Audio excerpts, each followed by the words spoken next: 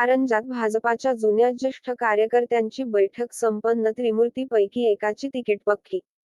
कारंजा शहरातील जुने जाणते वरिष्ठ भाजपा नेते नरेंद्रजी गोलेच्छा यांच्या निवासस्थान येथे भाजपाचे जुने जाणते कर्मठ कार्यकर्त्यांची मीटिंग आयोजित करण्यात आली होती. या मीटिंगमध्ये अध्यक्षस्थानी भाजपाचे नेते नरेंद्रजी गोलेच्छा तर प्रमुख उपस्थितीत कारंजा मानोरा विधानसभा प्रमुख डॉक्टर राजीव काळे, तालुका अध्यक्ष भाजपाचे ज्येष्ठ नेते निरंजन पाटील करडे, माजी नगराध्यक्ष विजयजी बगडे, भाजपचे माजी शहर अध्यक्ष संदीप गडवाले, माजी नगरसेवक सुधीर आमुले, माजी नगरसेवक छोटू भाऊ फुलंबळकर, नितीन रेवाळे, श्री भगवंत प्रवेश करण्यात सदस्य विजयजी काळे तसेच या प्रसंगी बऱ्याच मोठ्या प्रमाणात महिला कार्यकर्ता उपस्थित होते.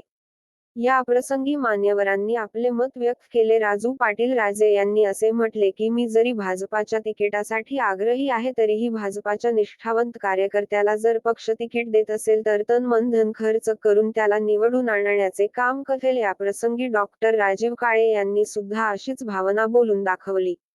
अध्यक्षीय भाषणात ज्येष्ठ नेते नरेंद्र गोलेच्छा अधिक आक्रमक दिसले. त्यांनी मांडलेल्या प्रतिक्रियेत असे सांगितले की गेल्या 8-9 वर्षापासून त्यांना स्थानिक नेतृत्वाने बाजूला सारले आहे व स्वर्गीय आमदार पुत्राने सुद्धा त्यांना प्रत्येक ठिकाणी डावलण्याचे काम केले आहे. या प्रसंगी बोलताना ना मैं ना तुम तिसरा कोण विधानसभा निवडणुकीत आमदारकीसाठी त्रिमूर्तीपैकी एकाची तिकीट पक्की तरी सर्वांनीच व्यक्तिनिष्ठ न राहता भाजपाचे कमळ फुलवण्याचे आवाहन केले आहे. या प्रसंगी कार्यक्रमाचे संचालन संदीप काळे यांनी केले तर आभार प्रदर्शन ज्ञानेश्वर काळे सर यांनी केले. कारंजा अस्मिता न्यूज.